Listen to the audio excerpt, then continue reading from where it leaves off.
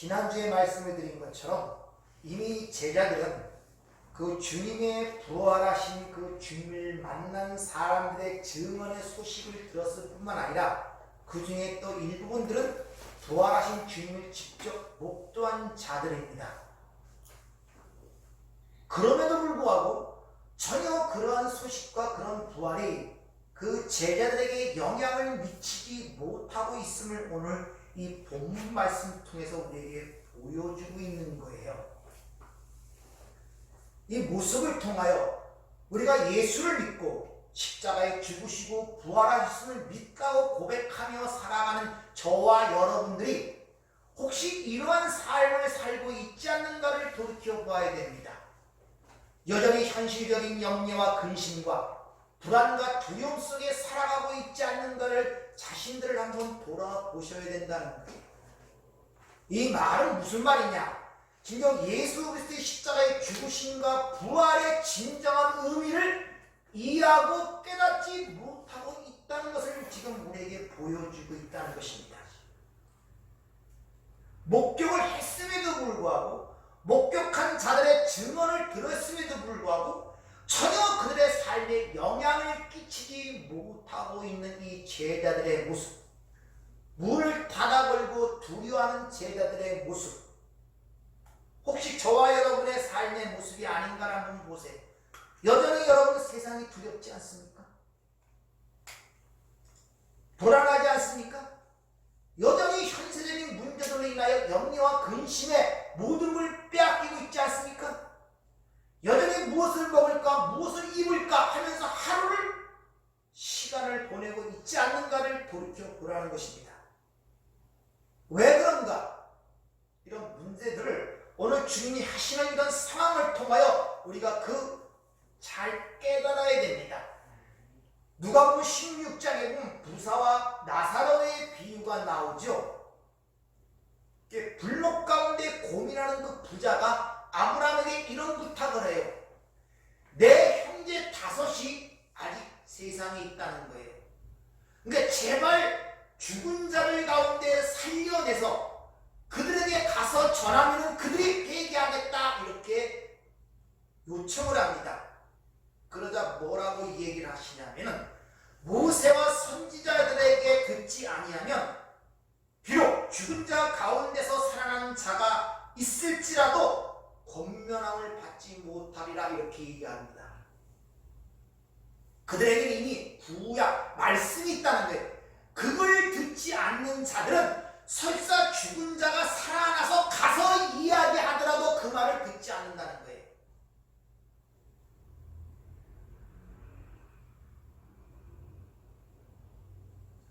하나님의 주신 말씀을 믿지 못하면 그걸 이해하고 깨닫지 못하면 어떤 표적을 주어질지라도 아무런 효용이 없다는 것을 우리에게 가르쳐주고 있는 것입니다. 이런 부분들을 통하여 여러분들이 왜 두려워할 수밖에 없는가, 왜 삶의 염려와 근심이 떠나가지 않는가, 이런 문제에 대해서 내가 잘못된 것들이 무엇인가를 잘 이해를 하셔야 돼요. 절대 하나님이 주신 말씀을 성경은 생명, 씨라는 말로 표현하고 있습니다. 그 씨가 떨어지지 않고 그 생명을 받지 않으면 여러분이 생각하는 보이는 어떤 현상이나 목격담이나 증언이나 내가 본 현상들은 절대 신앙이 자랄 수 없고 여러분이 생각하는 불안과 두려움에서 벗어날 수가 없다는 것을 지금 우리에게 가르쳐주고 있단 말입니다. 왜 인간 그렇게 두려움에서 떠날 수가 없는가? 그 문제에서 지난주에 말씀드렸죠. 인간에게 두려움이 있는 것은 하나님의 은혜를 떠남으로 말미암아 하나님으로부터 공급받아야 할 생명력이 단절이 됩니다. 그래서 영적으로 죽었다 그러죠. 그러므로 말미암아 죽음이 들어오고 죽음이 혼자 들어온 것이 아니라 두려움과 함께 인간의 삶 속에 들어온 것이 두려움이란 말입니다. 따라서 죽음이라는 문제가 해결되지 아니하고는 절대 그 두려움에서 벗어날 수가 없다는 것을 여러분들에게 말씀을 드렸어요. 그래서 하나님의 아들이 오신 사건을 히브리서 2장 15절은 분명히 얘기하죠. 죽기를 무서워함으로 일생 동안 내어 종노릇한 모든 자를 놓아주려 하려 하십니다. 그래서 성경은 두려워하는 자, 다른 말로 첫째 부활에 참여하지 못한 자들은 둘째 사망으로 들어간다고 이야기를 하는 것입니다. 그런데 그것을 어떻게 내어 쫓는다고 했습니까? 온전한 사랑으로 두려움을 내어 쫓는다고 그랬죠. 인간은 절대 자기 스스로 두려움을 벗어날 수가 없는데 그 두려움을 쫓아내는 유일한 방법은 온전한 사랑만이 쫓아낼 수가 있단 말입니다. 근데 그 온전한 사랑이 뭐라고 말씀하십니까? 예수님의 십자가의 사랑을 온전한 사랑이라고 얘기했죠.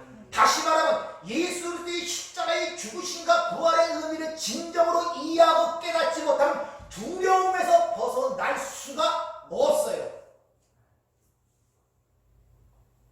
근데 사람들은 그렇게 생각을 안 하죠.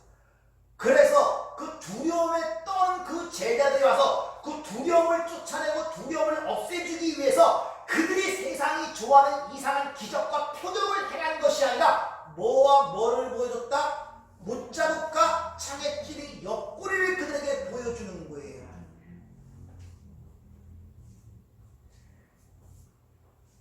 우리들의 생각은 우리의 두려움과 불안, 생활의 염려와 근심에서 벗어나려면 주님이 우리 삶 속에 찾아와서 우리가 원하는 그런 것들을 보여주고 쫓아내주기를 원하는 것이 우리의 본성적 특성이란 말입니다. 근데 그 두려워하는 제자들에게 와서 그 두려움을 쫓아내는 방법을 우리에게 주신 것은 자신의 못 박힌 손과 창찔린 옆구리를 지금 보여주고 계시다는 거예요.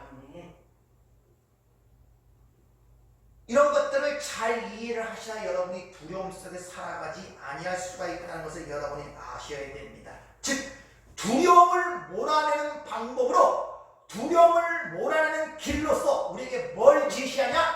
십자가의 길을 제시하고 있다는 것입니다. 전혀 다르죠. 십자가의 사건이라는 것은 생각하기도 싫은 잔인하고 고통스럽고 고난의 사건이란 말입니다. 그것도 오히려 우리를 두려워하게 하고 힘들게 하고 고통스럽게 하는 그 사건을 우리에게 제시하면서 그것이 너의 두려움을 쫓아내는 방식으로 지금 제시하고 있단 말입니다. 사람들은 대부분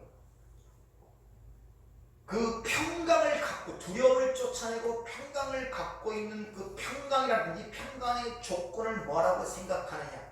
세상적으로 생각을 하죠. 돈이나 힘이나 명예나 인기가 없어서 내가 두려워하고 있다고 생각하고 있다는 것입니다.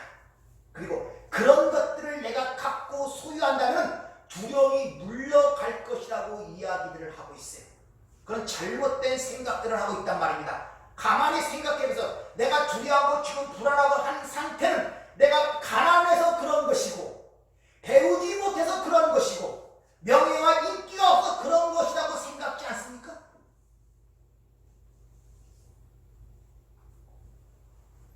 잘 생각들을 해보시란 말이에요. 내가 평강을 갖지 못하고 두려워하는 이유는 내가 남보다 가난해서 그렇으며 남보다 배우지 못해서 그렇고 남보다 많이 소유하지 못했기 때문에 그렇다고 생각하는 거 아닙니까? 그런데 그 두려움을 쫓아내는 방법으로 그런 것들이 열심히 추구하여 그것을 가질 때 그 두려움과 근심과 염려가 떠나간다는 생각 속에서 모든 세상 것을 취하기 위하여 올인하는 삶을 살고 있고 살아갈 뿐만 아니라 세상적 충동에 의하여 또 하나님을 거기에 개입시키고 있는 그런 신앙생활을 하고 있지 않는가를 돌이켜보시란 말입니다. 그런 것들이 자신의 두려움을 쫓아낸다고 생각하고 자신이 두려워하고 염려하고 근심하는 원인과 이유를 거기서 찾고 있단 말이에요. 잘못된 판단들 하는. 근데 오늘 주님이 찾아오셔서 하시는 일은 바로 십자가를 보여주면서 이것이 그 두려움을 쫓아내는 것이라고 그렇게 이야기를 하고 있다는 것이죠.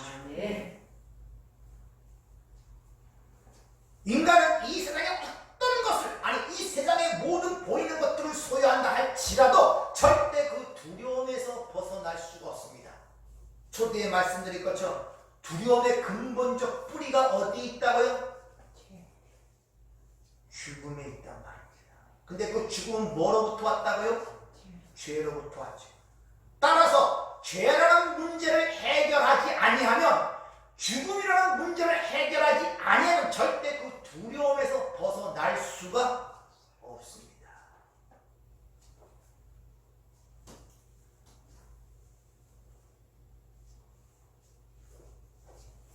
그래서 예수님의 손에 못자국과 창자국, 십자가의 길을 그에게 보이면서 이것이 너에게 평강으로 인도하는 길이라고 제시하는 것은 바로 그 십자가의 죽음이 우리를 죄와 사망에서 해방했음을 가르쳐주고 있단 말입니다.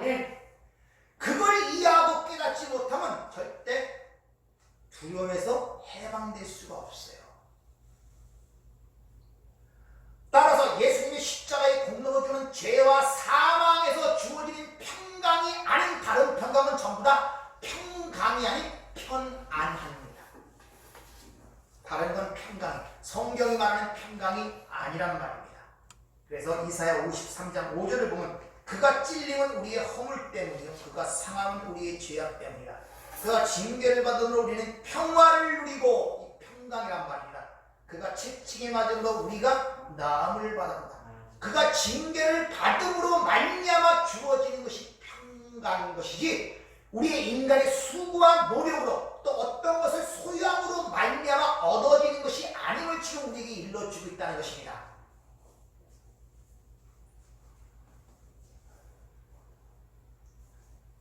따라서 평강이라는 것은 절대적으로 일시적인 기쁨이나 안락함이나 어떤 정서적, 감정적으로 느끼는 어떤 안락함이나 안전함이 아니란 말이에요.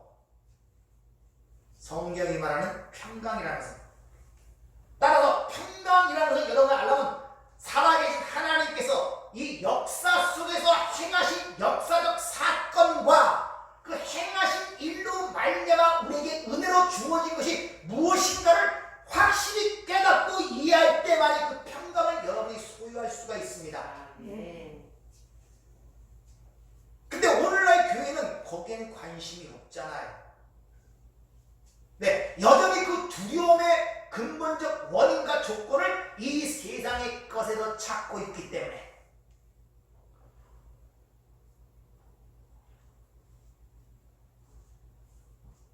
따라서 평강이라는 것은 인간의 어떤 합의해갖고 어떤 조약을 맺고 해갖고 이루어지는 것이 아니라 하나님이 이 역사 속에서 행하신 그 일을 깨달아, 그래서 우리에게 값없이 주어진 그 하나님의 은혜를 받은 자만이 그 평강을 누릴 수가 있는 것입니다.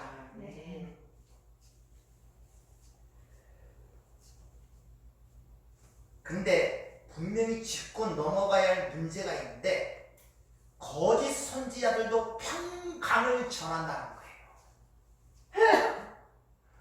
어느 종교 쳐놓고 평강을 전하지 않는 종교가 있습니까? 세상에도 평화를 얘기하잖아요.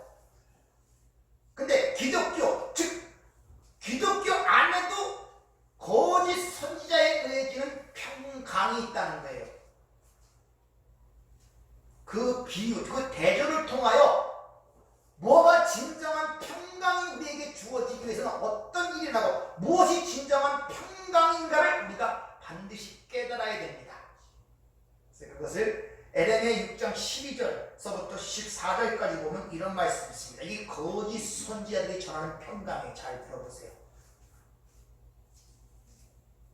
내가 그 땅 주민에게 내 손을 펼 것인즉 그들의 집과 밭과 아내가 타인의 소유로 이전되리라. 여호와의 말씀입니다. 이는 그들이 가장 작은 자로부터 큰 자까지 다 탐욕을 부리며 선지자로부터 제사장까지 다 거짓을 행하니라. 그들이 내 백성의 상처를 가볍게 여기면서 말하기를 평강하다 평강하다 하나 평강이 없도다. 자, 요것을 좀 세번역 성경으로 제가 한번 다시 읽어드리죠.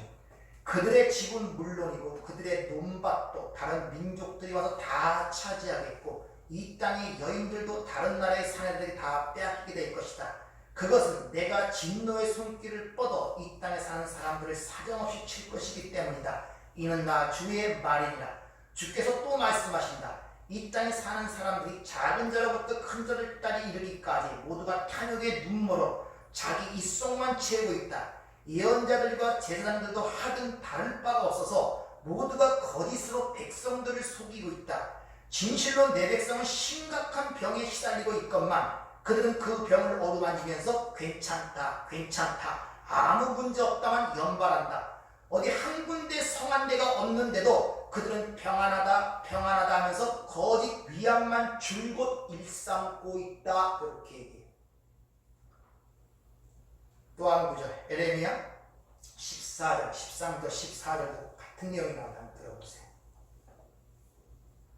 이에 내가 말하되 슬프도소이다. 주 여호와여 보시옵소서. 선지자들이 그들에게 이르기를 너희가 칼을 보지 아니하겠고 기근은 너희에게 이르지 아니할 것이다. 내가 이곳에서 너희에게 확실한 평강을 주리라 하나이다. 여호와께서 내게 이르시되 선지자들이 내 이름으로 거짓 예언을 하도다. 나는 그들을 보내지 아니하였고 그들에게 명령하거나 이르지 아니하였거늘 그들이 거짓 계시와 전술과 헛된 것과 자기 마음의 거짓으로 너희에게 예언하는도다.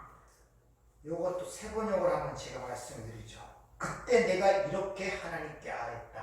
참 슬픈 일입니다. 오 주여 보소서. 이 나라 예언자들은 이 백성에게 예언하기를 이 나라에는 영영 전쟁도 없고 기근도 없을 것이다. 주께서 이곳에 확실한 평강을 주실 것이다 하고 있습니다. 그러자 주께서 내게 말씀하셨다.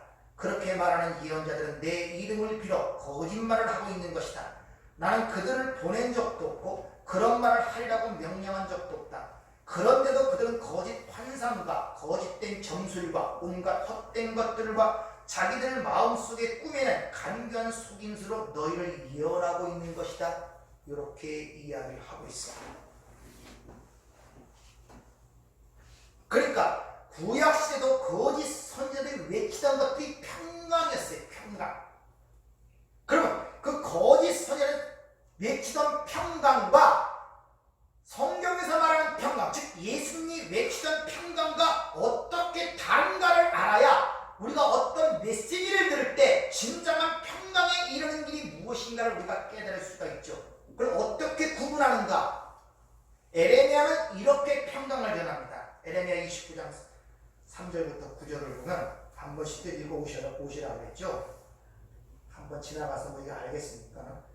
유다의 왕 시드기야가 바벨론으로 보내어 바벨론의 왕 느부갓네살에게로 가게 한 사반의 아들 엘라사와 힐기야의 아들 그마리아 편으로 말하되 만군의 여호와 이스라엘의 하나님께서 예루살렘에서 바벨론으로 사로잡혀 가게 한 모든 포로에게 이와 같이 말씀하시니라. 너희는 집을 짓고 거기에 살며 텃밭을 만들고 그 열매를 먹으라. 아내를 맞이하여 자녀를 낳으며 너희 아들이 아내를 맞이하며 너희 딸이 남편을 맞아 그들로 자녀를 낳게 하여 너희가 거기에서 번성하고 줄어들지 아니하게 하라. 너희는 내가 사로잡혀 가게 한 그 성읍의 평안을 구하고 그를 위하여 여호와께 기도하라. 이는 그 성읍이 평안함으로 너희도 평안할 것이니라. 만군의 여호와 이스라엘의 하나님께서 이와 같이 말하노라. 너희 중에 있는 선지자들에게와 점쟁이에게 미혹되지 말며 너희가 꾼 꿈도 고지 듣고 믿지 말라. 내가 그들을 보내지 아니하였어도 그들이 내 이름으로 거짓을 예언하니라. 여호와의 말씀이니라.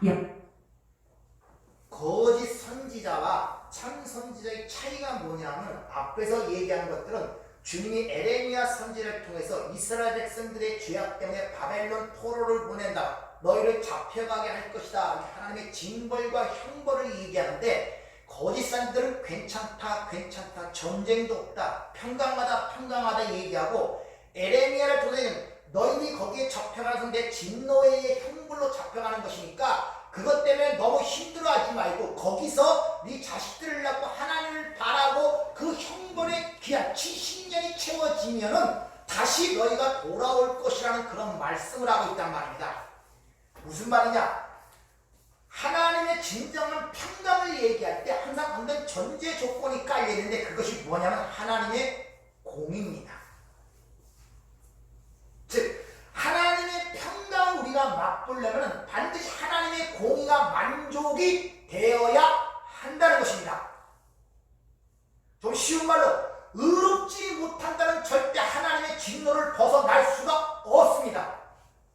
하나님의 복을 받으면 반드시 하나님 앞에 의로운 자가 돼야 돼요. 이게 공의란 말입니다. 그러니까 하나님의 공의가 먼저 만족이 되어야만이 진정한 평강이 우리에게 올 수 있음을 지금 이야기를 하고 있는 거예요.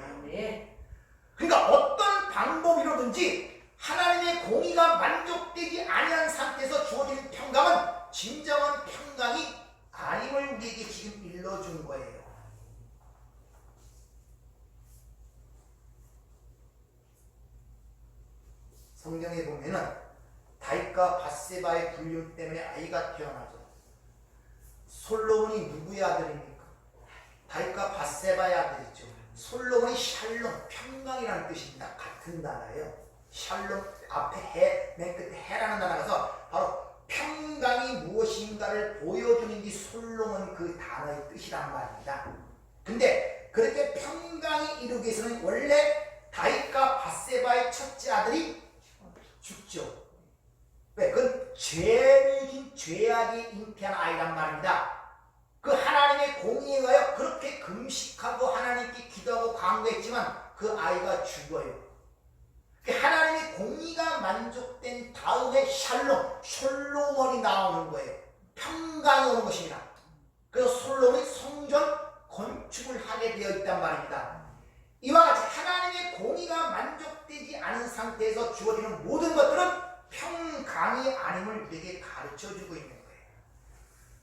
따라서 우리 하나 진정한 평강, 평화를 누리려면 하나님의 공의, 즉 인간이 해결해야 할 죄의 문제, 율법의 문제를 우리가 해결해야 우리의 진정한 평안을 누릴 수가 있잖아요. 근데 그것을 누가 했습니까? 예수 그리스도. 예수님이 하신 거예요. 아멘. 그 예수님이 이 땅에서 그 죄의 문제, 율법의 문제를 해결하시려 이 땅에서 십자가에 죽으시고 부활하신 거란 말입니다. 아멘. 따라서 그걸 통하여 하나님의 공의가 만족됨으로 말미암아 그 평강이 하나님의 평강이 우리에게 거저 주어진 거예요. 아멘.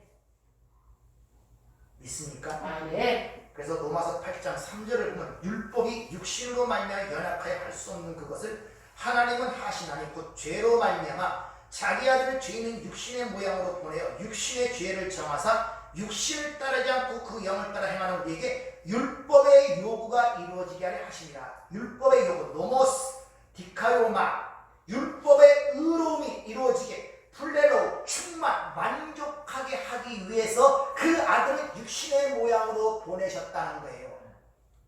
믿습니까? 이게 십자가의 사건이에요. 그래서 미가 선지자는 바로 예수가 바로 이 인류의 평강이다 이렇게 선언을 하는 것입니다. 미가서 5장 2절 5절을 보면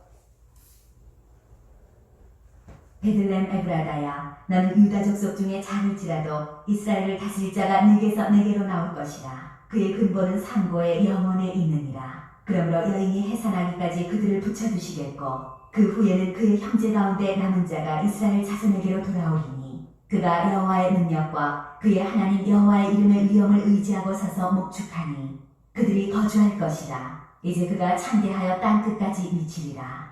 이 사람은 평강이 될 것이라. 바로 베들렘 땅에서 나신 예수님이 바로 우리의 평강이다. 지금 이렇게 일러주고 계시는 것을 우리가 볼 수 있다는 것이죠. 따라서 예수님, 하나님께서 그 아들을 통하여 이 역사 속에서 이루신 십자가의 부활과 의미를 진정으로 이해하고 깨닫지 못하면 우리에게 평강이 없습니다. 따라서 여러분이 보이는 현실 속에서 막연한 불안과 두려움, 생활적인 염려와 근심 속에 헤매는 그곳에서 벗어나려면 그 하나님이 그 아들을 통해 이루신 일들이 무엇인가를 여러분이 분명히 이해하고 깨닫고 있어야 된단 말입니다. 그게 이해되고 깨달아질 때 내가 하나님을 보았다, 예수를 보았다. 그래서 진리로 내가 너희를 낳았다 그러죠. 그런 자를 바로 아들이라 그러는 거예요. 근데 우리는 여전히 거기에 대한 관심이 없어요. 그러니 여전히 세상이 주는 불안과 두려움, 염려와 근심 속에서 항상 헤매이며 그런 것들을 내가 충족하게 소유함으로 말미암아 그 두려움에서 벗어나겠다는 생각과 고집을 버리질 못하고 있단 말입니다.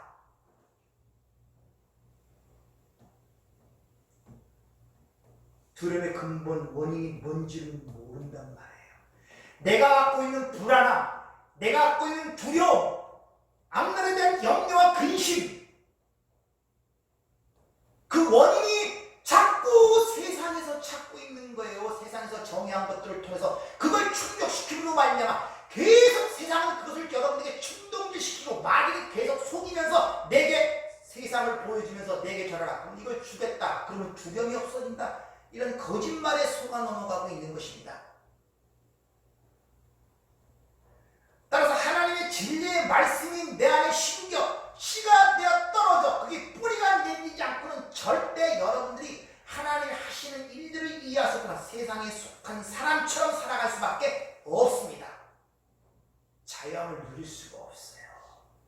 벗어날 수가 없단 말입니다.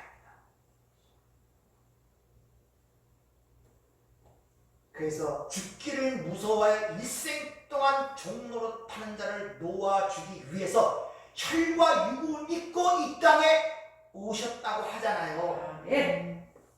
그러면 고민들을 하셔야 되지 않습니까? 고민들을.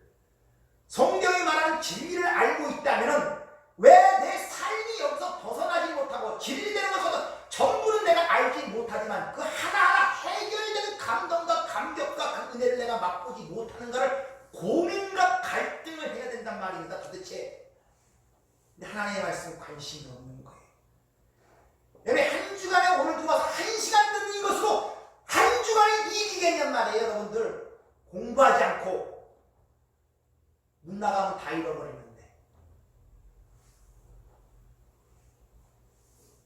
그러면서 하나님께서 주시는 것들을 어찌 우리가 누릴 수가 있겠냐는 것이죠.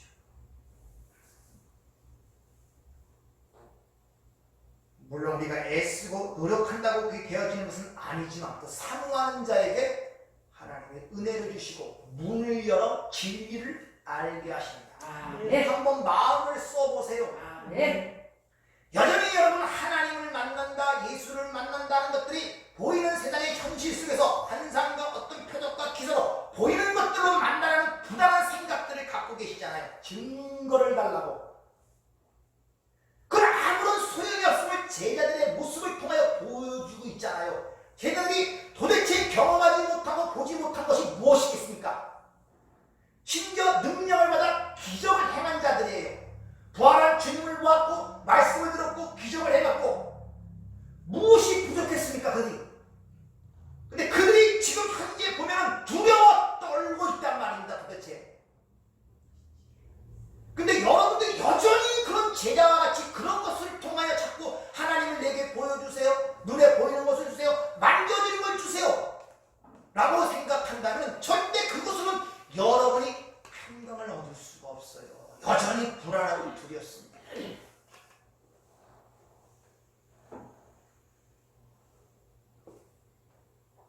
따라서 예수의 십자가의 부활하심을 진정으로 안다면, 아니 여러분이 성령을 받은 자로서 예수를 주라 신하고 하나님을 아버지라 부른다고 있다면 그 복음을 이해하는 자로서 두려워할 것이 없습니다. 아멘. 즉 이 혈과 육을 가진 육신의 몸이 죽는다 할지라도 영혼은 평강을 누릴 수가 있다는 말이란 말이에요. 그래서 주님이 우리에게 진정 너희가 두려워할 자가 누군가를 가르쳐 주시죠. 마태복음 10장 28절 몸은 죽여도 영혼을 능히 죽이지 못하는 자들을 두려워하지 말고 오직 몸과 영혼을 능히 지옥에 멸하실 수 있는 자를 두려워하라. 아멘. 따라 설사 우리가 몸이 누구에서 죽여짐을 당한다 할지라도 하나님이 우리의 아버지이사 우리 영혼은 평강을 누릴 수가 있다는 거예요. 아멘. 그래서 이런 진리를 갖고 있는 자들은 바로 고린도전서 15장 55절의 말씀처럼 사망아 너희의 승리가 어디 있느냐, 사망아 네가 쏘는 것이 어디 있느냐고 외칠 수 있는 자가 성도란 말입니다. 여러분들 네. 세상에서도 죽음을 무서워하지 않은 자가 가장 무섭다고 그러죠. 여러분이 이미 거기서 해방된 자들인데 무엇이 무서워 여러분의 삶을 힘들고 어렵게 할 수 있겠냔 말이에요. 힘들고 어렵고 고통스럽습니다.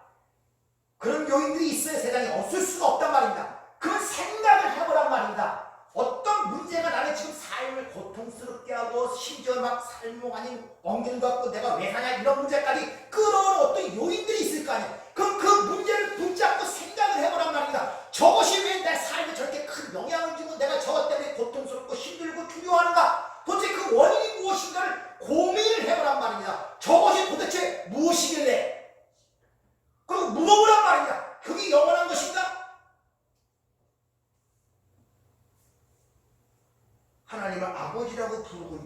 이미 영생을 얻은 자라고 성경은 내가 성경에 선언된 누군데고 그 성령이 내 안에 내 자신도 고백하고 주님이 나와 함께 이 길을 걷고 고백하는데 내가 도대체 저 문제 때문에 왜 그렇게 고통을 받고 힘들어하고 어려워하고 두려워하는가 문제를 물어보란 말이에요. 도대체 그럼 둘 중에 하나예요. 한쪽을 믿지 않는 거예요.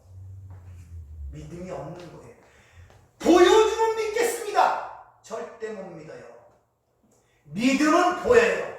아시겠습니까? 네. 믿음은 보인단 말이에요. 믿음은 이해된단 말입니다. 그래서 그리스도인들은 고린도후서 5장 7절처럼 보는 것으로 행하는 것이 아니라 보이지 않는 것으로 살아가는 자들, 즉 믿음으로 살아가는 자들이 그리스도인이라고 성경은 우리에게 그렇게 일러주고 있다는 것입니다. 네. 사도행전에 그 예가 나오죠. 사도행전 12장에 보면 첫 번째 순교자 야고보와 베드로가 잡혀 들어갑니다. 근데 야고보는 죽임을 당해 첫 번째 순교자예요. 그 다음 날 베드로가 죽임을 당하는데 거기에 기록된 거 보면 참 묘하죠. 얼마나 고난되지 않은지 천사가 와서 옆구리를 발로 차서 깨웠다는 거예요. 같이 있던 한 형제 야고보는 죽임을 당했고 다음날 자기가 죽임을 당할 그 위치에서 옆구리를 쳐서 깨울 정도로 편안한 잠을 산 상태, 이것이 평강에 있는 자의 모습인 것입니다. 사도행전 16장에 와도 마찬가지입니다. 빌립보 감옥에 갇힌 사도 바울이 복음을 열심히 전하다가 갇혔잖아요. 우리 같았으면 여기서 꺼내달라고 얼마나 애걸복걸 했겠습니까? 내가 주의 일을 열심히 했는데 충성을 다했는데 모든 걸 헌신했는데 왜 이렇게 감옥에 들어오게 합니까? 그런데 거기서 찬송했다고 해요. 찬송. 그러자 옥문이 열리고 지진이 일어났다 그러죠. 바로 하나님의 절대적 주권을 인정하는 그 아래서 하나님이 이루시는 선물, 즉 하나님의 평강이 우리 마음과 생각을 지키시는 모습이 사도행전에 그렇게 기록이 되어 있는 거예요.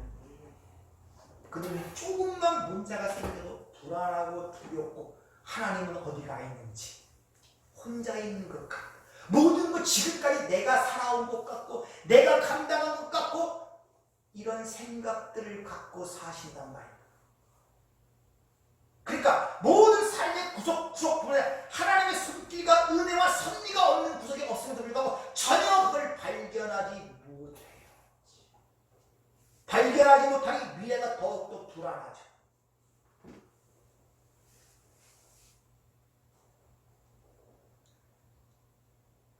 요한복음 14장 3절을 본 주님이 강론을 시작하기 전에 이렇게 말씀하십니다. 가서 너희를 위하여 거처를 예비하면 내가 다시 와서 너희를 내게로 영접하여 나 있는 곳에 너희도 있게 하리라. 이 약속이 이미 성취됐잖아요. 거처를 예비하고 다시 와서 영으로 성령으로 그리스도로 다시 와서 우리는 그것으로 지금 인도하는 여정 속에 있지 않습니까? 믿습니까? 네. 이 진리가 이해가 믿어질 때 평강이 온단 말입니다. 네. 그분이 마련하시고 다시 와서 우리를 글로 이끄시고 가는 여정 속에 있는데 누가 그 길을 막고 그 길을 실패할 수 있겠는 말입니다. 그러니까 실제 우리가 연약하더라도 실족하더라도 실수하더라도 그 가운데서도 평안을 누릴 수가 있는 거예요. 왜? 그 길을 인도하시는 분은 하나님이십니다. 네. 이 평강이라는 샬롬이라는 이 단어 쓰인 곳을 보면 이런 말씀 왕상 9장 25절 솔로몬이 이 솔로몬도 샬롬입니다. 여호와를 위하여 쌓은 제단 위에 해마다 3번씩 번제와 감사의 제물을 드리고 또 여호와 앞에 있는 제단에 분향하리라. 이에 성전 짓는 일을 마치니라. 이 마치니라는 단어가 샬롬 평강입니다. 어떤 걸 완수하는 것. 이 지상에는 3가지 성전이 있는데 첫 번째는 솔로몬이 세운 성전이 첫 번째 성전이에요. 이것도 폐해집니다. 두 번째 성전은 주님이 자신이 성전이라고 그러죠. 그것도 십자가에서 폐해집니다. 그리고 세 번째 성전이 누굽니까? 저와 여러분이 완성된 성전이라고 해요. 네. 하나님이 우리의 거처가 되고 우리가 하나님의 거처가 되는 상태, 연합된 상태, 여기 완성된 성전이란 말이다. 그것을 평강이라고 해요. 평강. 마치다, 완수하다. 그래서 여러분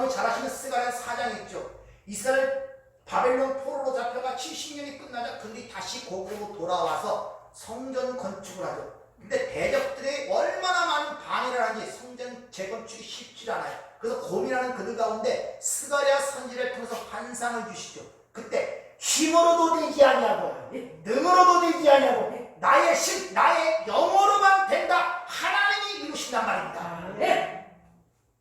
하나님. 아멘. 그런 진리를 알므로 평안이 오는 거예요. 아멘.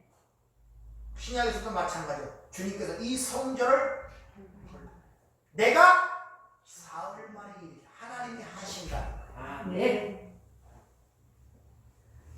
따라서 평강이라는 것은 하나님께서 완료하시고 마치신 것에 기인하는 하나님의 선물로 주어지는 개념이지 인간의 수고와 노력에 의하여 우리가 쟁취하거나 소유할 수 있는 것이 아님을 우리는 아셔야 된단 말입니다. 따라서 여러분이 불안해서 두려워서 해소되기 위하여 세상의 염려와 것을 해소되기 위하여 세상 것에 축전을 맞춰 그것을 소유하는데 모든 정력과 모든 힘을 쏟고 모든 시간을 거기에 쏟는 것이 아니라 하나님이 그 아들을 통해서 행하신 일이 무엇인가에 초점과 관심을 가지셔야 된단 말입니다. 그 아들을 통해서 행하신 일이 무엇인가.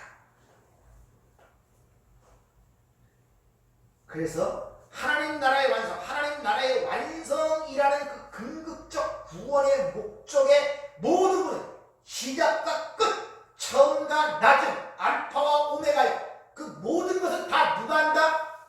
하나님이 하신단 말이에요. 믿습니까? 그래서 항상 그 신약의 서신서에 보면 인사말이 은혜와 평강이 너에게 있을지어다 이렇게 되는 거예요. 네. 모든 신앙생활은 하나님의 은혜로 시작되고 결론은 뭘로 맺어진다? 평강, 하나님의 성전으로 완성되는 거란 말입니다.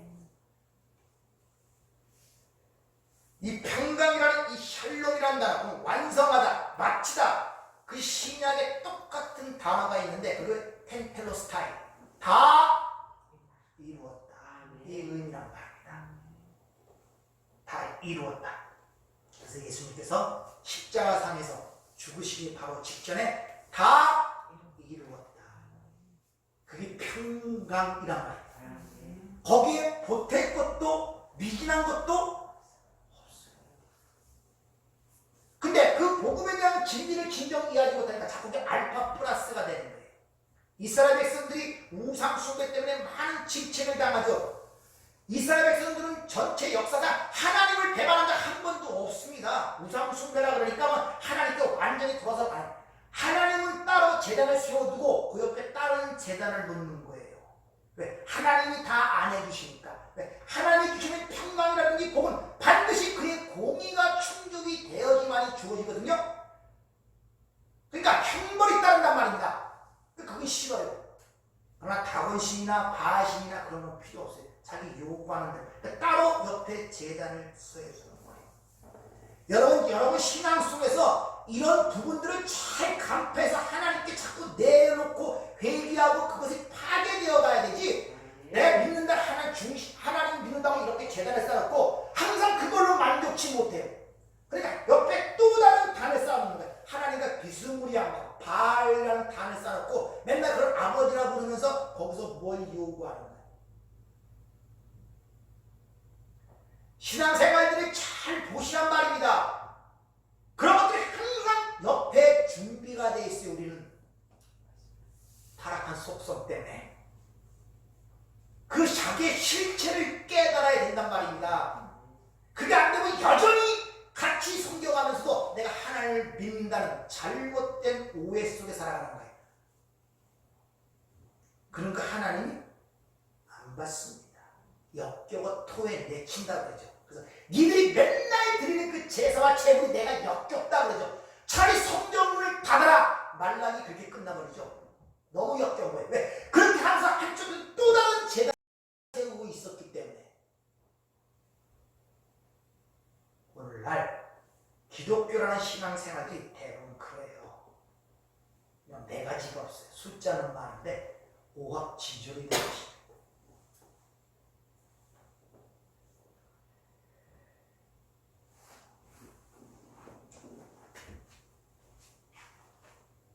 여러분도 오늘 이 말씀을 통하여 여전히 문을 닫고 두려워서 있다면 오늘 이 하나님이 하시는 말씀을 들으세요. 너에게 평강이 그걸 인지를 하시다. 아멘. 내가 두려움이 없다는 것이 아니라 우리는 여전히 이 땅에 살고 있고 마귀의 대적으로 인하여 아직도 이 썩어진 육신 때문에 여전히 두려워할 수밖에 없어요. 세상은 그걸로 충동될 수밖에 없고, 그러나 여전히 그 가운데 있어서 여전히 나를 찾아오셔서 하시는 너에게 평강이 있을지라는 그 음성을 들어야 된단 말입니다. 아멘. 그 음성을 매 순간순간. 아멘. 그래야 여러분 우리는 살아갈 수가 있는 거예요. 그래서 은혜 없이는 못 사는 거예요. 그 자신의 실체를 깨닫게 되는 거예요. 그리고 그런 진리를 이해함으로 말미암아 분별의 눈이 열려 이제는 진정 내가 찾아야 되고 관심을 써야 되고 알아야 될 것이 무엇인가를 깨닫게 된단 말입니다. 그런 사모하는 마음과 진정한 열림이 생길 때 성경을 펼칠 때 하나님의 음성이 들어오는 거예요. 나바르가 아바르가 되어 들어오고 로고스가 레마로 들어와 내 삶의 사고와 생애 전체를 지배하게 되고 모든 삶 속에 하나님의 섭리의 손길을 발견할 때마다 하나님이 살아계시니 저절로 인식하고 깨닫게 되고 감사의 눈물이 나온단 말. 이걸 하나님을 보았다 그러는 거예요. 아멘. 그러니까 어디서든지 하나님을 보는 것들이 자꾸 생겨나게 된단 말이야. 하늘을 봐도 사계절의 변화를 봐도 꽃을 봐도 개미를 봐도 사람의 우는 모습과 병든 모습과 죽는 모습 무덤 속에서도 다 하나님의 섭리를 보게 되고 하나님의 진리를 보게 된단 말입니다. 그러니까 어디 간들 하나님의 품이 아닌 곳이 있겠습니까? 그러니까 감옥에 있은들 상관없고 어디에 있든들 상관이 없어요. 이게 평강을 누린 자의 모습이고 자유를 누린 자의 모습이에요. 그럴 때 세상이 비로소 관심을 갖는 거예요. 우리와 다른 세상에 있는 사람처럼 보이기 때문에.